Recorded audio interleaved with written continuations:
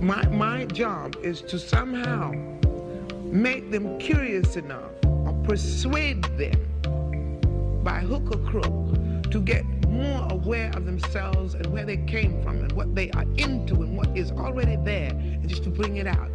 This is what compels me to compel them, and I will do it by whatever means necessary.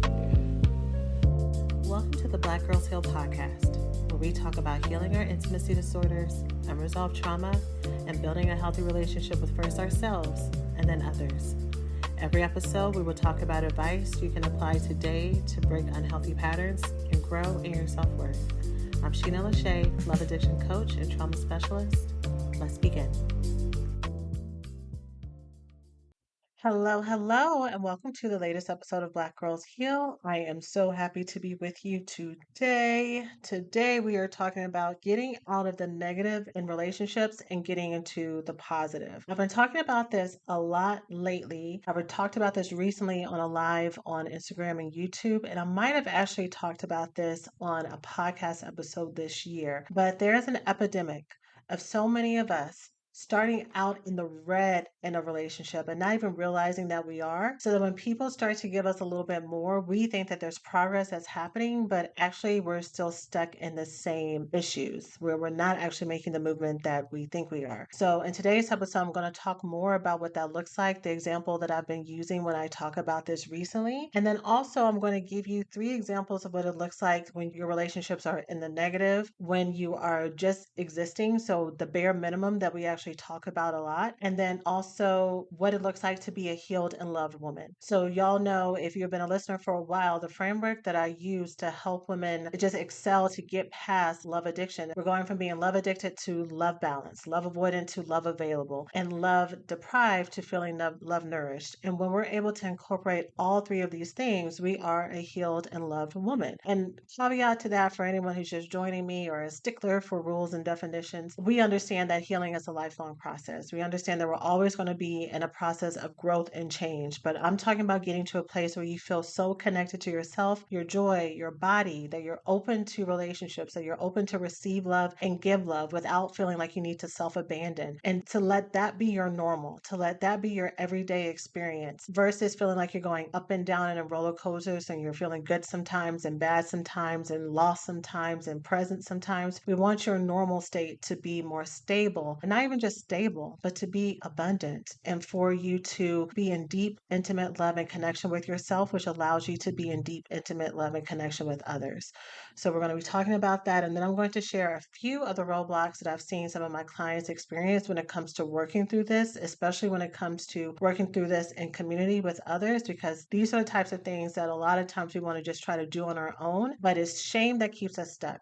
Whenever we live in secrets, that's what keeps us stuck, because it reinforces these narratives and stories that say that we are shameful or that we are bad or that we are broken and that we need to hide. And it's not until we earn this magical status of health and healing that we're going to be deserving of love. And so we need to break all of that. So that's what we're talking about today, y'all. We're talking about getting out of the negative into the positive, into relationships. I'm going to be covering all of that today. So let's go ahead and jump on in. Thanks for listening to this week's podcast. Before we get started, let's take a small break to say thank you to this week's sponsors.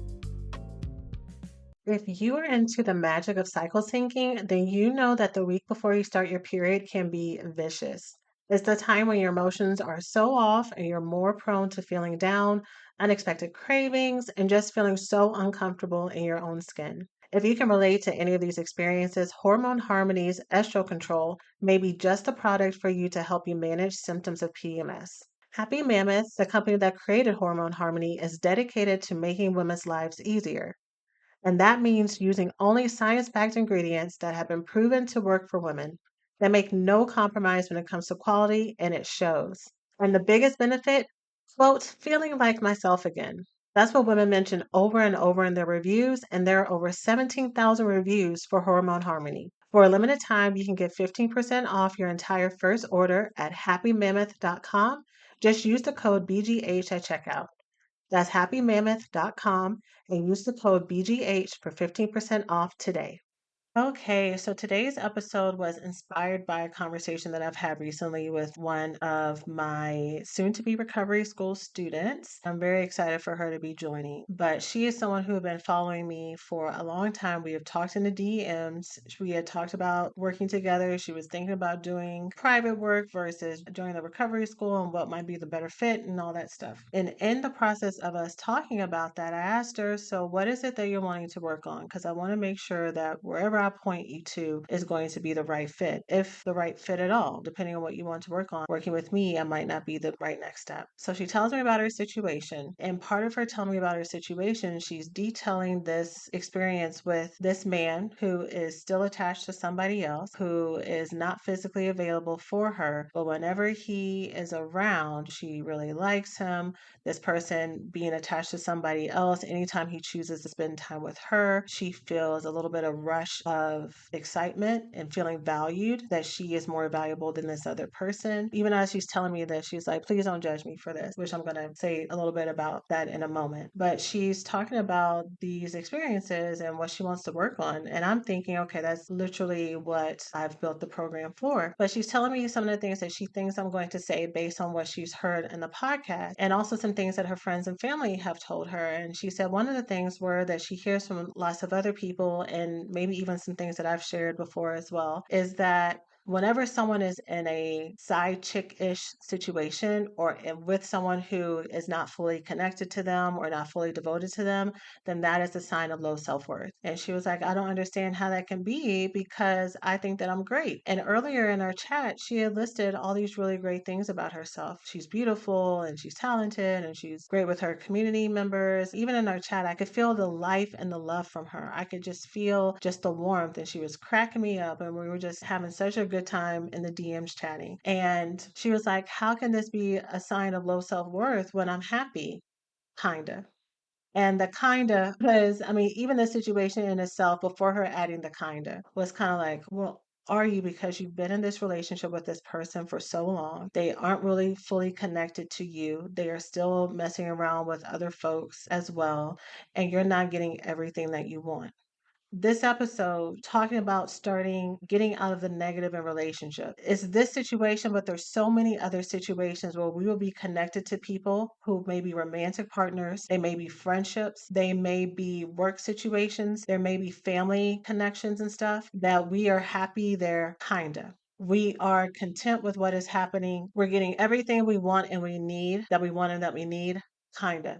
Kind of, sort of, sometimes, every once in a while. But when I get it, it feels really great. And so, what you don't understand is that you've actually been operating in a deficit in a relationship, and that's been your normal for so long. So that when someone comes and gives you a little bit more, it feels like a big increase. It feels like an upgrade. It feels like it's getting closer to what you want when really you're still stuck in the mud. So, here's the example that I've been using whenever I've talked about this live. And like I said, I think I may have talked about this on the podcast before. So, when you have a background in your childhood trauma, when your childhood trauma consists of childhood emotional neglect, it can be other different types of trauma as well. It could be physical abuse, it could be sexual abuse, it could be poverty trauma, it can be racism, colorism, it can be any of them, but especially and primarily childhood emotional neglect, which is not the things that happen to you, it's the absence of things that you needed. The types of things that I may talk about often here on the podcast. So having people who celebrate you and see you for who you are, not for what you can do for them, not because you look good and you're making them proud to so that they can brag on you, not because of what you look like and how you act, not because of how you are being useful to them, but that they truly love and adore you, and they verbally affirm you of this, that they are physically affectionate, that they don't withhold love and care from you to punish you, to teach you a lesson. There's a difference between discipline and having rules and structures, but when they withdraw just complete affection, care, tenderness, and all that, especially for extended periods of time, to show you just how disapproving of you that they are. Any messages around you being a mistake, being a burden, being in the way, being not good enough, all those things are things that lead into childhood emotional neglect. The times that you needed someone just to be available for you, the times that you needed someone to tell you that it's going to be okay, instead of you having to figure out and be strong enough and not have to push down your needs, because now you've learned that to have needs and to be comforted or to want to be comforted is a sign of weakness, is a sign of you being selfish, is a sign of you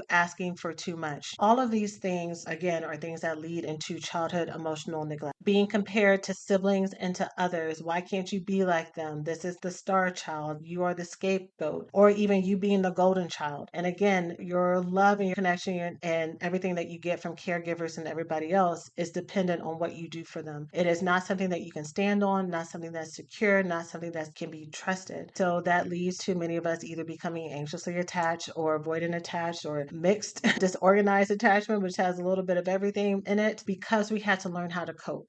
We had to learn how to make do with what was being given to us and to make sense out of it. There are different directions people go with those types of experiences, but you had to learn how to survive because to be in that type of environment where you are not accepted, where you are judged, imagine, if you will, maybe not yourself if it's kind of too triggering or too overwhelming for you, but imagine a 3 or 4 year old in front of you and imagine them being talked to in a way that you were talked to as a child.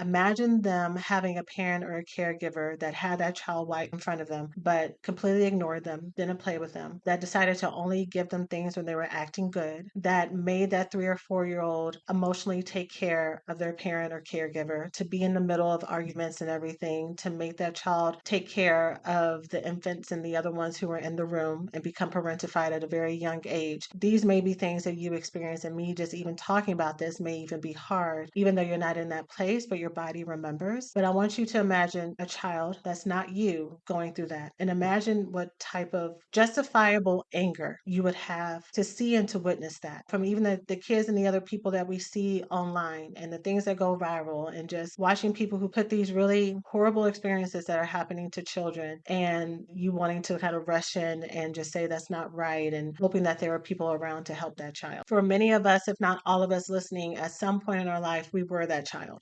We were that one who needed to, even in a household that had food on the table every day, parents that came to all your games, people who were financially stable. If you felt deeply alone and deeply unseen in your house and you had to learn how to make do, then without the constant access to physical and emotional affection and care and nourishment, those are things that you need as a child to get through life. That's why the example of imagining a 3 or 4 year old at that age is very important, because sometimes we can have so much disconnection from ourselves, because in order for us to learn how to go through the world, because how does it help me to know that I need comfort, to know that I need affection, to know that I need love and it's not in front of me right now? It's better for me to stay busy. It's better for me to stay distracted. It's better for me to push these emotions down, to become numb, and to find other ways to find joy and fulfillment and to feel in control, or to find other people that might give me what I need and become a people pleaser, than to actually be in touch with this. So that's why when I meet a lot of women and I'm trying to get them to be in touch with what they need and what they want, it can be really hard for them. Or they can have access to it, but then they find immediate shame and guilt or feel as if they're being a bad person to have needs or to be selfish. It is so hard for my clients who struggle with a history of codependency and people pleasing to put themselves first. And it's so easy for them to try to negotiate with the crumbs that people are offering them and see them as effort. So, going back to the example of being in the negative, I just needed to give y'all some context for you to know how you get to this place when this happens to you. Childhood emotional neglect is the number one common experience for every single client that I work with. And just the way that it looks may be different, but is what's happening. So, when I have a background of childhood emotional neglect, I grew up in a setting where my baseline is not zero for emotional care and concern. My baseline is actually like -10, -20, because I didn't have access to it at all. And if I did have access to it, is when I did something or said something that they found approving or it benefited them, or they happened to be available and or sober or lucid or whatever it may be. And so I'm already at like a -20. So when they decide to be kind to me, when they decide to give me some attention, when they decide to give me some praise, when they decide to give me some affection, when they decide to give me money or resources, I go from a -20 to now I'm at a -15. But that's also not consistent, because they don't have access to it. They either don't know how to, or don't know, or they don't want to give us the type of love and care that we need. Maybe they're currently going through their own trauma experiences. Maybe they're narcissists. Maybe they're doing the best they know how, but their childhood was more traumatic than yours or just as traumatic. So their step up is better than what they had, but it's still deficient. Not because they're trying for it to be, but it's just all they know. So either way, I go from a negative 20 to a negative 15, but that's really hard to keep consistent. So I've learned my whole life to not really expect that much from people, that my image and my model for love and for connection is in the negative. So I go through life with a baseline negative 20, learning how to be very independent, to take care of myself. When disappointments happen, to keep it moving or to take the things that people give me and try to make do. So now I decide that I want something better. Now I decide that, and I've always decided it, but now I know that I deserve love and I deserve for things to be better for me. So now I have people who are constantly giving me negative 20, and I'm able to say, you know what, I don't like that, so I'm going to try to do better. So I'm not going to be with these folks that may be abusive or these people who might be overtly trying to shortchange me. So now I get with someone who comes to me, but they come to me with negative 15 or negative 10. So it's still not baseline standard, and I'm going to talk about what baseline looks like. But they're giving me more than what I've had before. So in this situation, I told the example of the person I was talking to in the DMs just so I could use it for the rest of this episode, especially because this is a common thing that I've heard. It's such a common scenario that I've heard from so many women over the years of me doing this. You are not alone. That's why this podcast exists. That's why we have so many people who follow this platform, because it may feel like you're unique in this, especially if you have friends that are healthier. If they have bad relationships, they're able to recover and move on and find their peace. And so you can start to feel like, what's wrong with me? Even if you listen to this podcast all the time and you're still working through some things, you can start to feel like, what? Look, I've been in it and still doing this stuff, right? So you decide that you are going to raise your standards and you give someone who's coming at a negative 15, negative 10. So maybe negative 20 looked like for you people who were abusive towards you, either verbally abusive or physically abusive towards you. They try to isolate you from folks in the past. And now you decide you're only going to date men or women who are nice to you. So you meet someone who's very nice. However, they have a situation on the side that they're working through. You meet someone who is very nice, but they tell you up front or throughout your conversations together, they tell you, you know what, it's really hard for me to talk about my emotions and to be present. And I really shut down and I kind of get angry sometimes. But what I really love about you is that you kind of bring it out of me and that you really understand. And so I appreciate that. So this person is telling you from the jump that they are emotionally unavailable, which is negative. You need, not want, you need someone who is emotionally available, who is accountable, who is responsible, who is dependable, who has their own sense of integrity, who is self led. This person tells you from the jump that they are not emotionally available, but at least you have someone who knows the words emotionally available and who's using them appropriately in a sentence, and they're not using it in a way to gaslight you or use it against you. You've gone from a negative 20 and you're up, baby. You're flying higher. So, you seeing this raised standard, you think that this is an upgrade from what you've had before, not realizing that you're still being set up to be in a relationship with someone that you are going to continue to do the emotional labor for.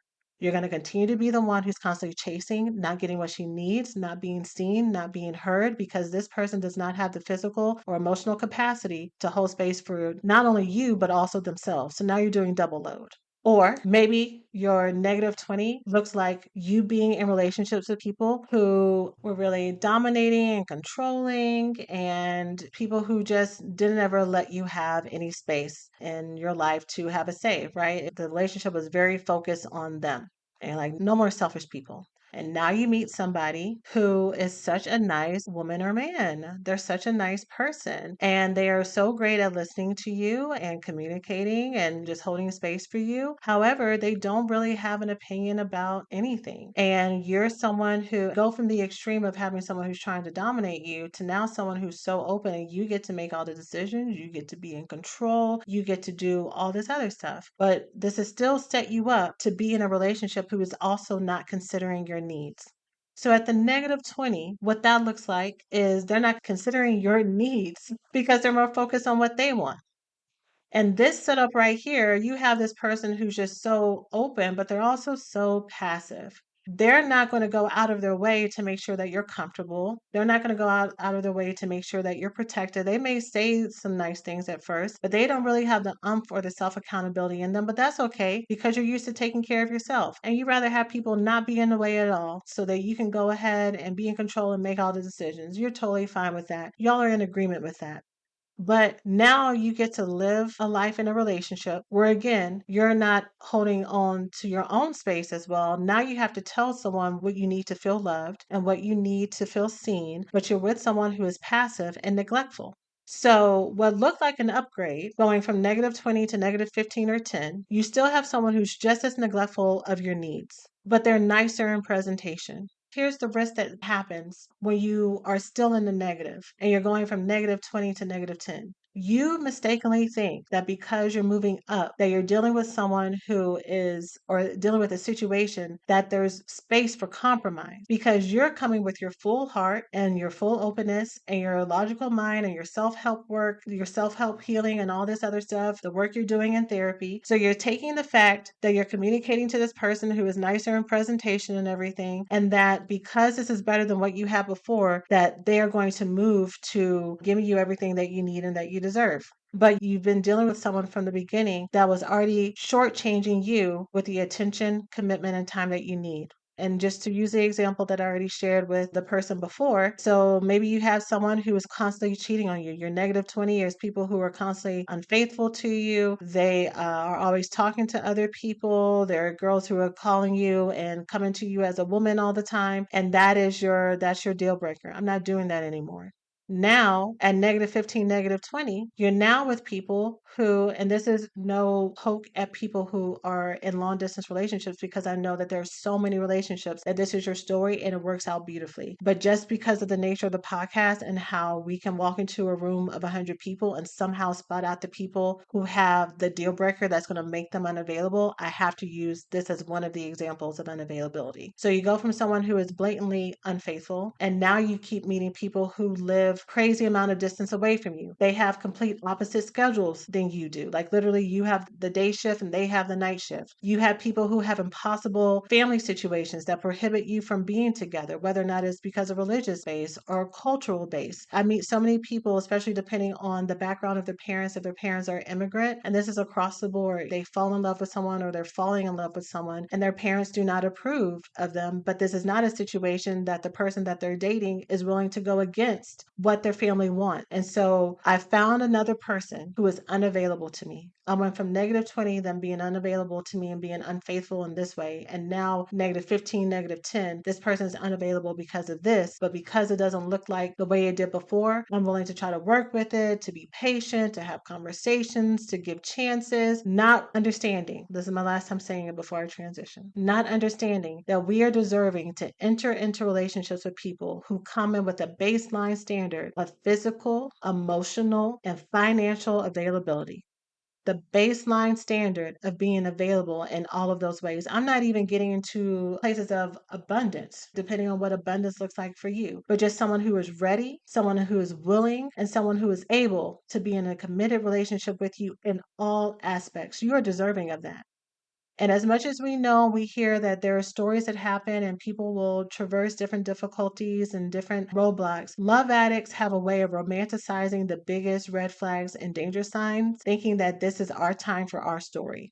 It is our time for, we hung in there. Love can be hard. Struggle love can be hard. And through time and prayer and talking to our pastors and meditation and learning how to detach and let people go, we came back together. They grew, I grew. We just had to grow together. We hope that that's going to be our story.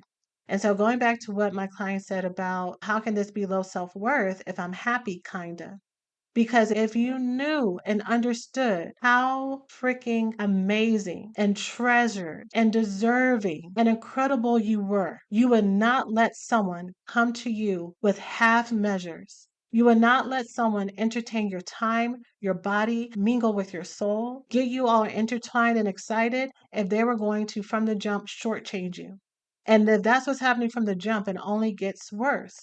So when I have clients who meet someone and they're giving them now -10, -15 is more than what they've had before. And let's say I point out if I happen to be working with them or their friends or their therapist or somebody else points out that there's this deficit, right? One, you're protective of that because this is better than what you've had before. And then also, because these are typically people with nicer presentations and have some semblance of communication skills, this is a situation that you can usually go to them and tell them what you want. They're not going to directly gaslight you and blame shift and everything on you at first. They're going to probably say some nice things or apologize or say they'll try or try for a little bit. And so you'll go from this person who's giving you -15, -10, and now they're giving you -8. And you're like, woo, I told you. All I had to do was communicate. All I had to do was pray. All I had to do was just be patient. And look, it's moving, it's moving. And that buys more time for this person who was already coming in the negative. They were already giving you as best they could from the beginning. They came in at the negative, and now you think that you're moving on up to the east side. You think that you are about to be the Jeffersons, going into a whole new life together. When meanwhile, this person just gave you a little spurt of what was available, and then they went back down to -10. But because that -10 and -15 was better than what you've ever had before, you're used to the negative and you're not really accustomed. You don't know if you're deserving of, if it's possible for you to have what is just baseline standard, and for sure not the abundant one. And I say that even though there may be some of you who's like, no, I think that I think I'm deserving of that. Then tell me what happens then if you think that you're deserving of it and that that's available for you. If you knew that deep in your soul, why is it that you are currently or that you have stayed with the people that you've stayed with for so long? What is it that those relationships have given you that you are fearful of or that's been lacking in your life that you would not have access to if they were not around? Is it companionship, having a body there, having some type of what feels like a backup plan or security plan? Is it the history that you've had together? Is it access to resources? Because if you actually know that you are not only deserving of it, but that it's also available in the world for you, and also that someone as beautiful and as amazing and as treasured as you deserves to not be stressed out. Because let's go back to the kinda. I'm happy, kinda. There's no period at the end of I'm happy. This relationship is not giving you just gold. It's giving you stressors and sleepless nights and looking at your phone and worried if there's something wrong with you and having to act as if you don't care instead of feeling all of your feelings. It's giving you emotionally eating or not eating at all. It's giving you so much that you don't deserve in exchange for those moments of relief that you might call happiness, but I would wonder if you've actually been able to withstand longer periods of time with happiness in these relationships. So we stay in negative because we are used to being undercut. And also, it may not have been modeled to us, but even if it has, to be happy is scary. So I talk about this in the recovery school. I have some lessons that talk about why we are calibrated towards stress and our fight and flight response and everything else. But one of the things that I share about that is if you've been living your whole life and either needing to be hypervigilant or numbing out, you learn to do that because every time you started to be happy as a little girl, every time you started to trust or hope in someone, something happened. They passed away, they left, they got mad at you, they withheld the love and affection when you made them mad or when they were going through their own things. Just to be happy, you couldn't trust it. There was something that happened financially in the family. Someone got arrested. Someone got really sick. There was always something. So you learned very early on that you can't be chasing waterfalls. You can't put your hope in the clouds. You can only put your hope in the right now, in this moment, and what you can see and what you can touch and what you can control. So to actually be in a relationship that's free and easy and healthy is highly triggering. I had another former attendee of the Healed and Love Women Retreat. We've built a relationship outside. Shout out to you if you're listening. But she sent me an update in her life. And she's talking about how she's dating someone now. And I was like, that's so great. I'm so happy for you. And she's dating someone who's good for her because that's part of the things that we've worked on together. So she's dating someone who's good for her. And she said, Sheena, I'm finally understanding what you've always said about once you get into a relationship and a healthy relationship and your love avoidance kicks up, then that is so scary. And I guess 'tis the season right now. I've had another recovery school alumni who's been in such a beautiful relationship for the last couple of years, talking about how those are some of the things that she's working on too, allowing yourself to be available to happiness. So these are all the things that we have to continue to heal and work on, and to know that not only is it available to us, but that we're deserving of it and that we can sit and that we can rest in it. Hey, we hope you're enjoying the podcast so far. Let's take a quick break to say thanks to this week's sponsors.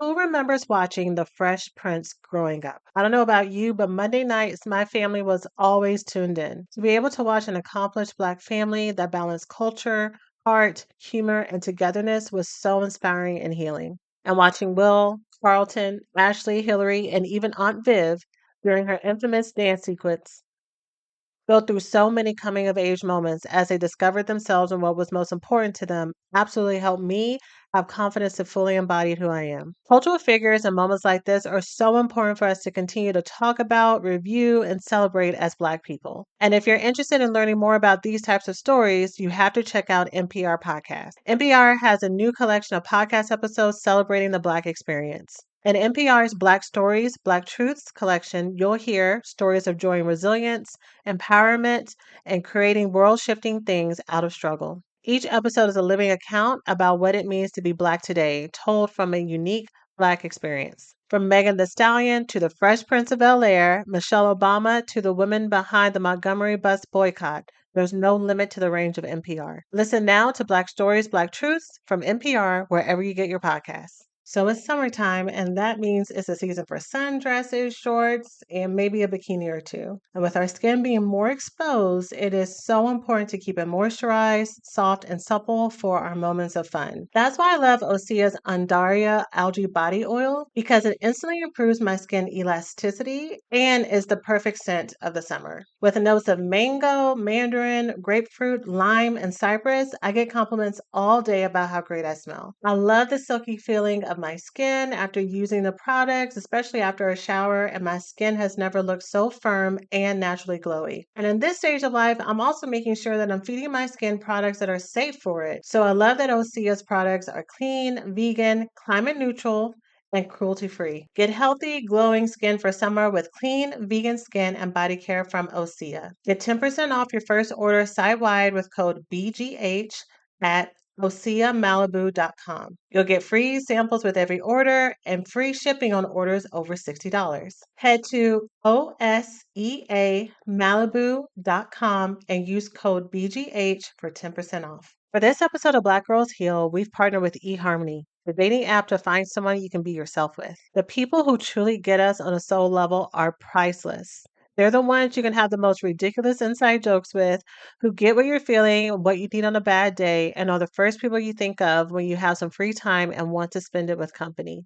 To find these people, you have to be compatible. And compatibility involves so much more than just sharing the same interests in music and film. You have to connect to those who have the same values, complement your temperament, and want the same things in the world. That's why we've partnered with eHarmony. Their compatibility quiz helps your personality come out more in your profile, which makes all other profiles on eHarmony way more interesting and easier to find a match and more fun to read. They want you to find someone who gets you, so give eHarmony a shot. Get started with their compatibility quiz so that you can find someone you can be yourself with.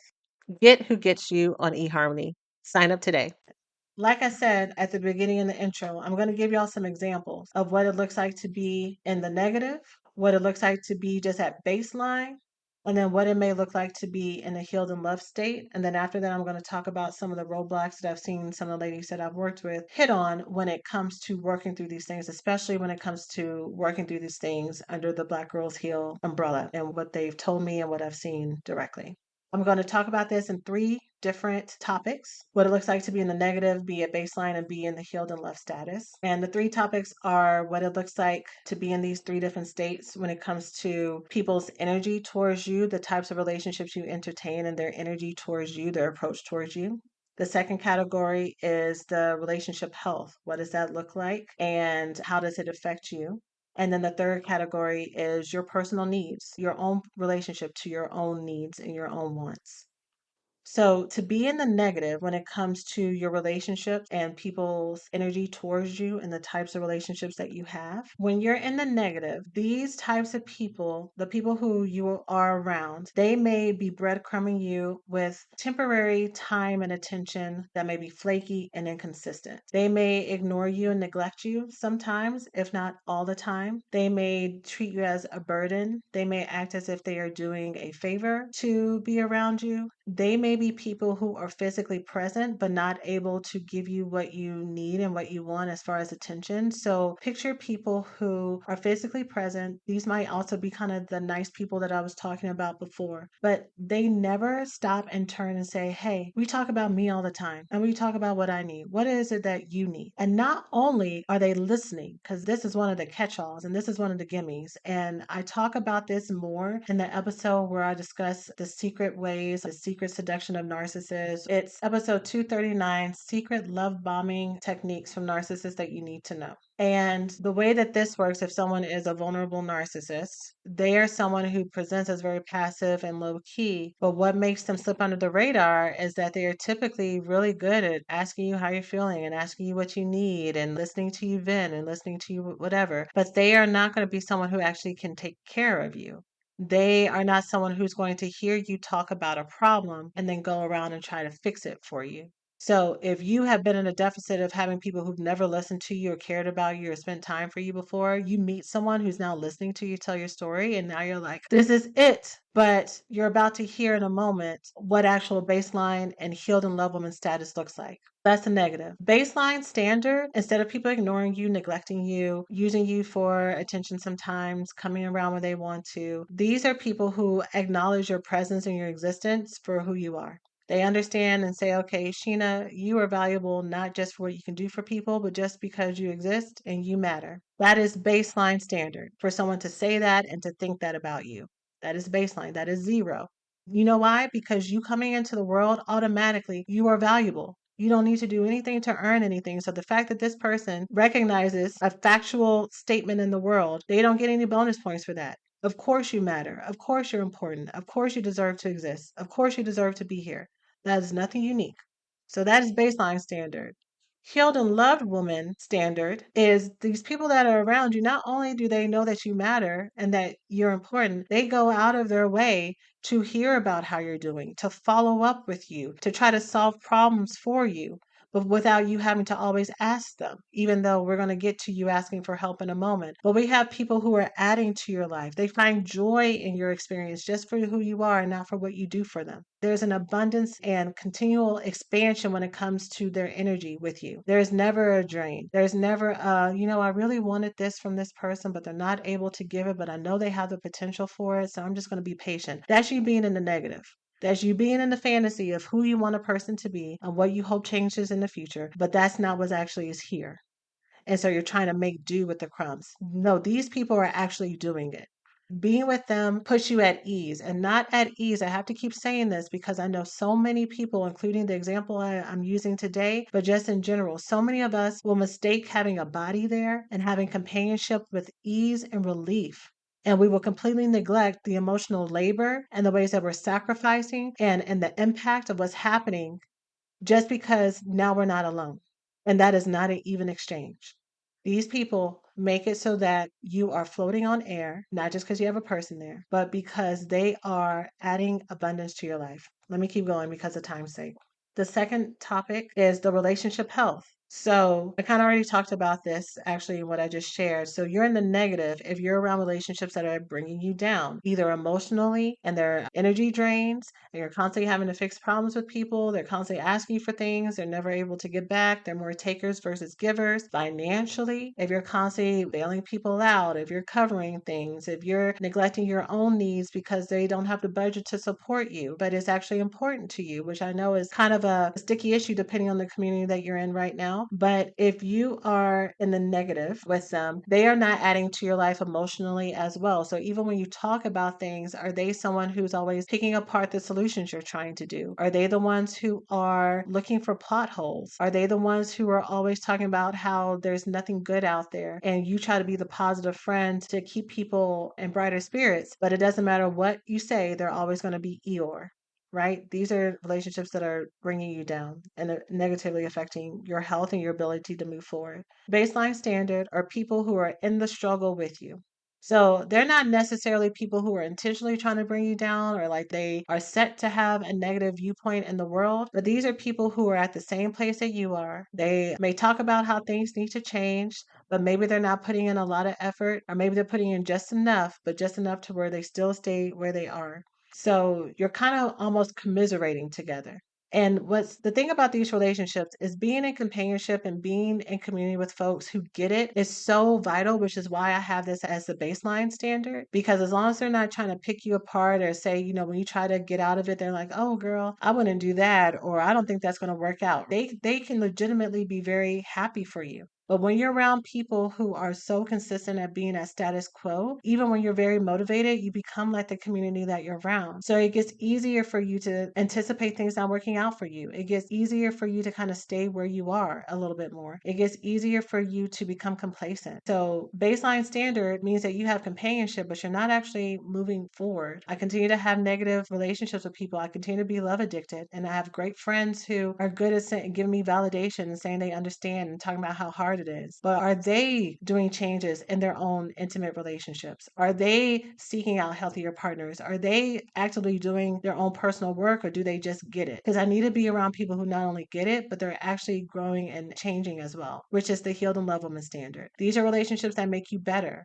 They're actively doing their own work. Y'all are sharing resources. Y'all may commiserate sometimes, but this is also the people who are going to remind you of the truth and the abundance and availability of the world, and you're going to be able to do that for them as well. You found a balance between being real and being honest and being grounded, but also making real changes in your life. The third topic is your personal needs.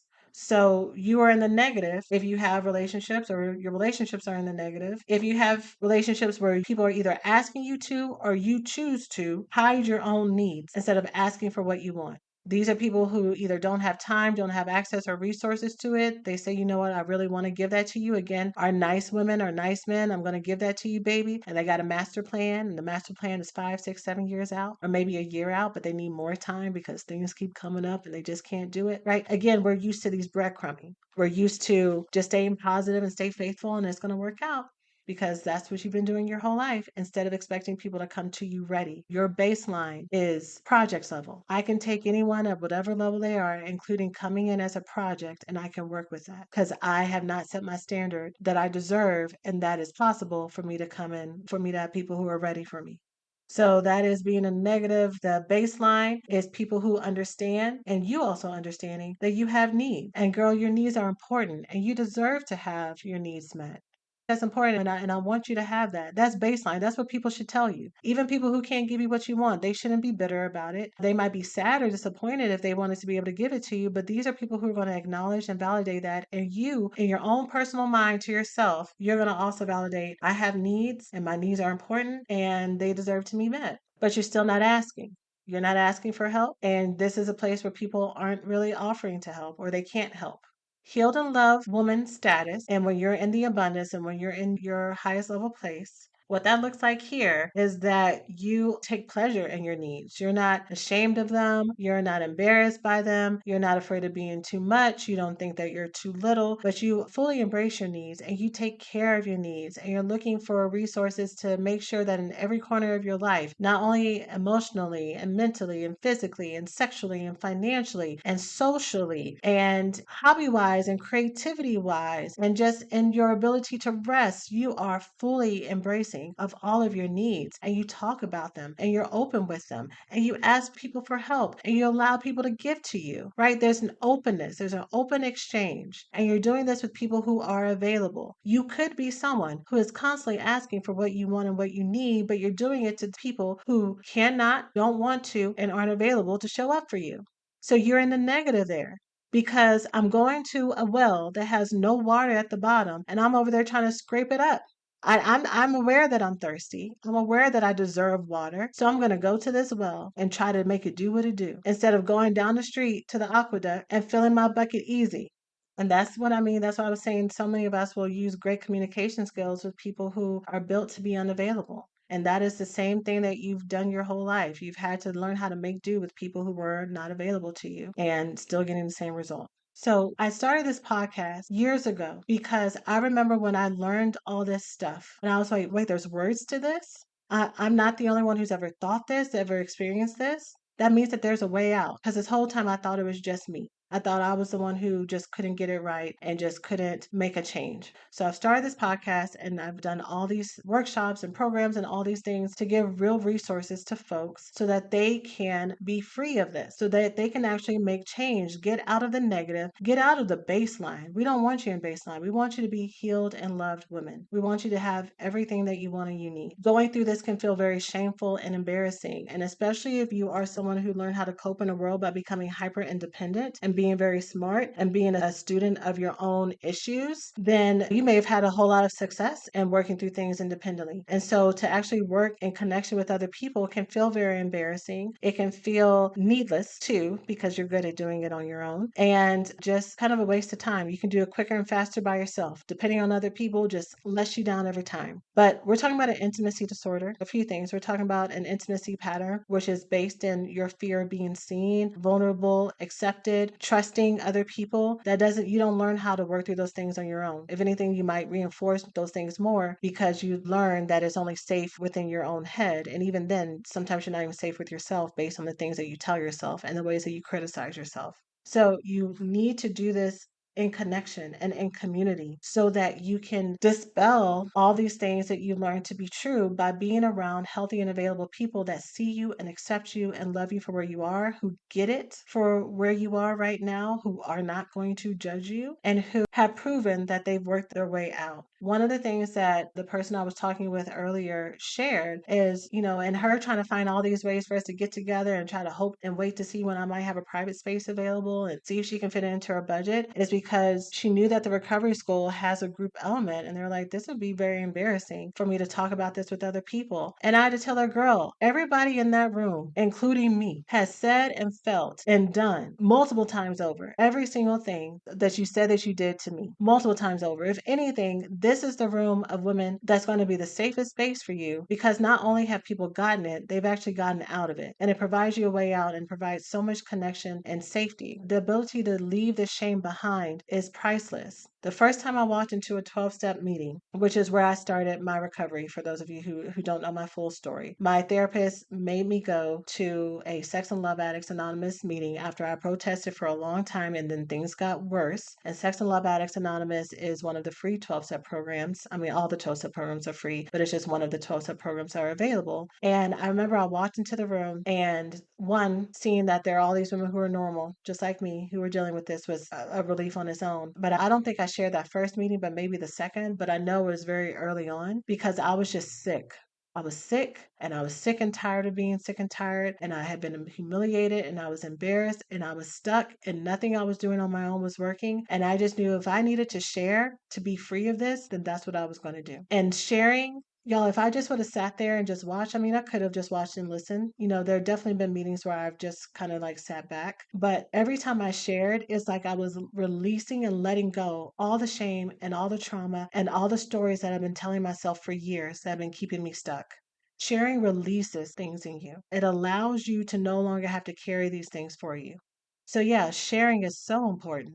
It's your choice. If you were someone who wanted to work together in my love addiction recovery school, it's your choice. I don't ever go around. This isn't like, some church populations where if you're a newcomer, they make you raise your hand and stand up and introduce yourself. No, that doesn't happen here. It's totally under your own volition, if and when you want to share. But I highly encourage you to share because there's no replacement for that. Even if you connect to every single story in the room, which you will, because we all have all these things in common. The other thing that she told me was a deterrent for her was going into no contact. Y'all have heard me talk about no contact for so long, right? No contact is one of my primary things that I really suggest for y'all to do as a healing agent. So the persons that she's connected to, thinking that I know I need to, but I'm too scared and I don't know if I want to, or actually I do want to, but I'm too scared and I don't think I'm going to make it. So I don't want to join this and I'm not able to do it. And so this program is for nothing. And the point of the recovery school is not for you to cut people off and to go into no contact. This program is to help you get to a place where you can learn how to fully choose yourself and however that looks.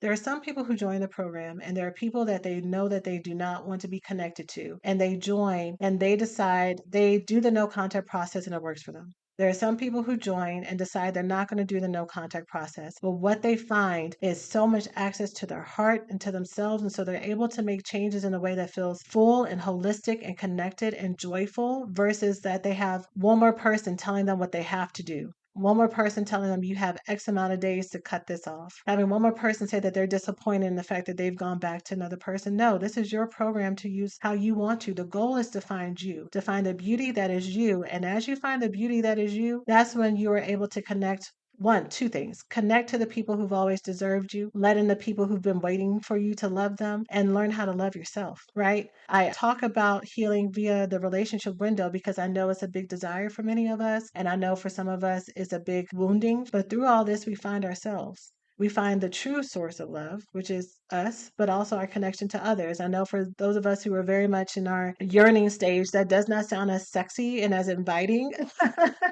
as it may sound later on in your healing and recovery place. And that's fine, because the point is, either way, no matter what your motivation is to join the program, to work through this for yourself and to let go of the past issues of relationship trauma and all the stories it's told you, and to stop holding future people hostage and to holding them emotionally ransom for the pain that other people have done before. Or if the point is because you are tired of making the same mistakes in relationships and friendships in your family with narcissists or whatever it is. And so the goal is relationship health and rehabilitation. Either way, it all works out. But no contact is not a forced part of this program ever. And I take you and I take your journey where you are and what works best for you. And you're the one who's in control the whole time. And this relates to the last fear that I'll say before I close for today, is the fear that you won't make the changes at all.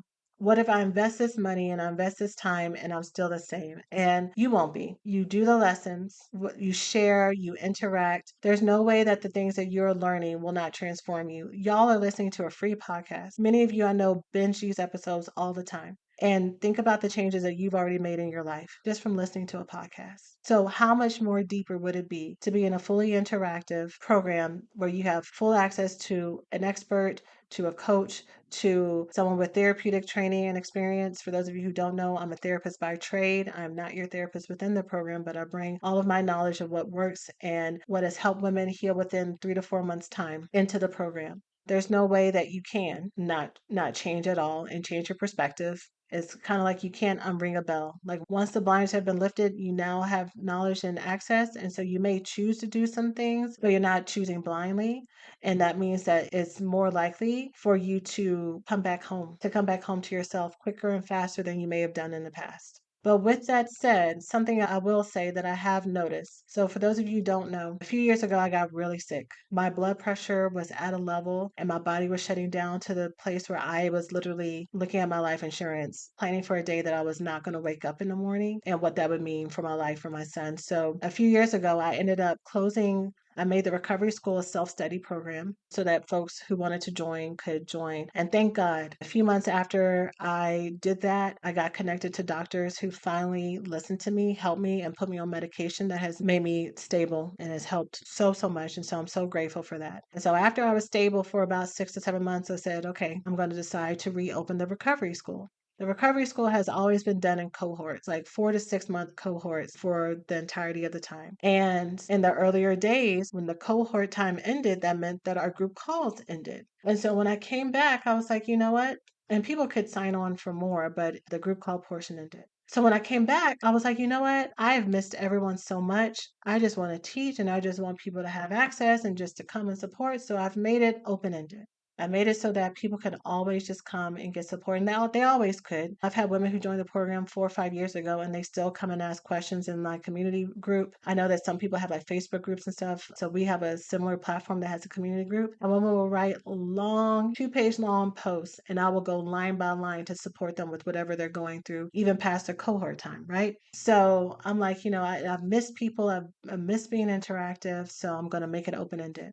But what I've noticed is making it open ended and not staying true to the cohorts. And I'm understanding this now even more as someone who is neurodivergent. On one hand, it's great because it allows you the space to have the freedom to come and go and make changes and then not feel this pressure that if you procrastinate a little bit, that it's over, right?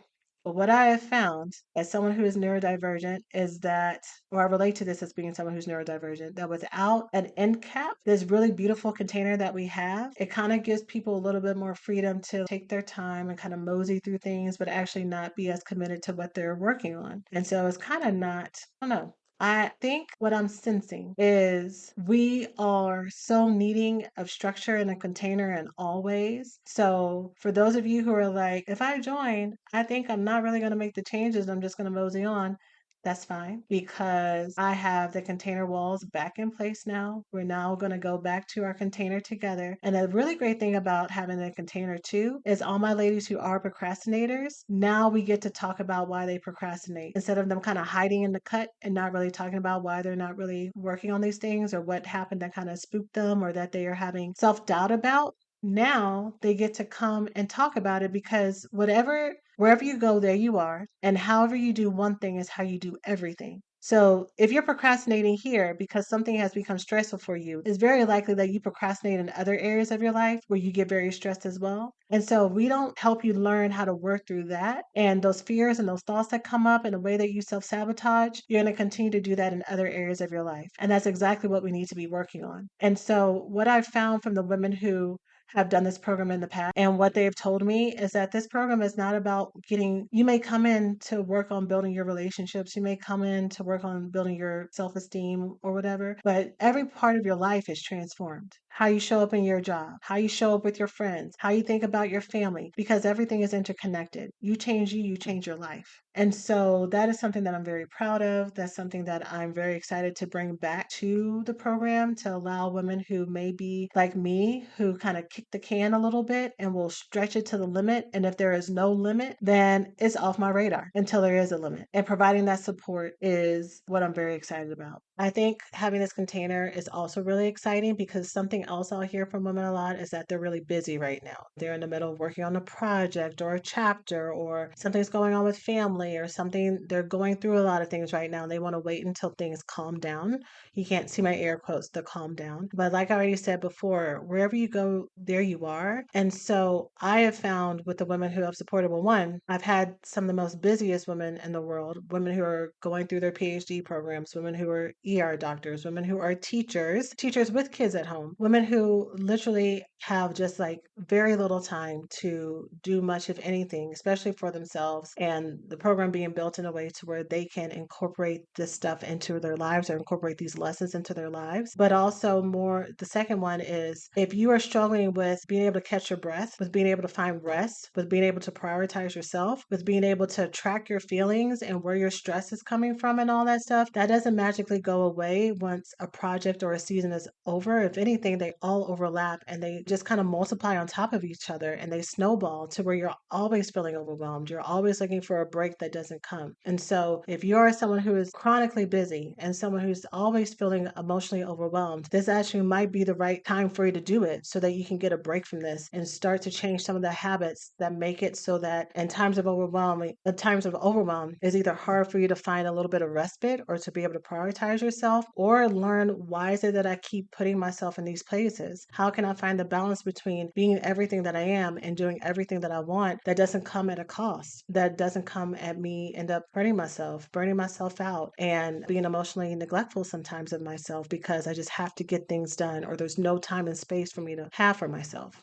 So, if these are things that you would like to work on to get out of the negative, and not even at baseline, but to get into a healed and love woman state, to have love balance and love available relationships, to feel love nourished, the Love Addiction Recovery School is for you. I am hosting our next open house for enrollment on Tuesday, June 18th for our June cohort, and I would love for you to be there. If you have come before, you already know that I spend the first half teaching about our intimacy disorders, not only as a refresher, but just so you can know what it is that we do here and how I support you. And in the second half of the open house is where I get into the program and offer you a chance to enroll. It is free to attend, and the women who come to the open house always, always love it, even if they end up not becoming a student of the program. But the program is so amazing, especially if you have been really connected to what I've shared today. I know it's the right one for you. So you can join me live again on Tuesday, June 18th at 6:30 p.m. CST. This is where I go into the full download of the program because there's a lot of different components from the structure, the curriculum, the lessons, and all that other stuff. So if you try to send me an email and ask me like 8 different questions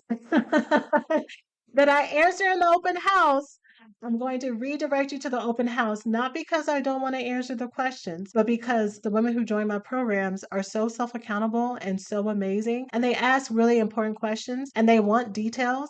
And I'm like that too. I want to know what's happening and when and how long. And I want to be very clear on the guidelines and standards. And so I know that because I am that. And so that's why I started doing the open house so I can go over it fully with everyone. So again, you can join me by going to blackgirlsheal.org/open house on Tuesday, June 18th at 6:30 p.m. CST. And I look forward to seeing you all there. All right, that's it for today's episode. I'm sending you all so much love, and I will see you in the next one. Take care of yourselves. Thanks for listening to this week's podcast. Before we get started, let's take a small break to say thank you to this week's sponsors.